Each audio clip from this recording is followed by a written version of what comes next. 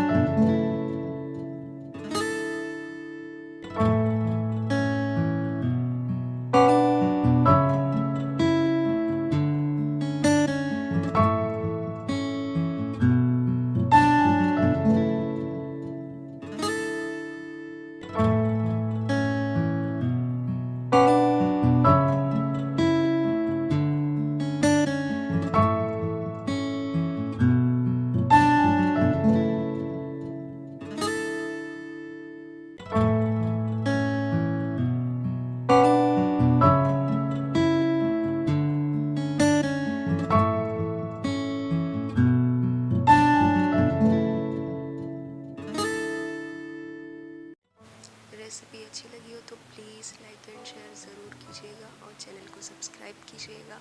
मिलते हैं next video में, तब तक के लिए अल्लाह हाफिज़, टेक केयर।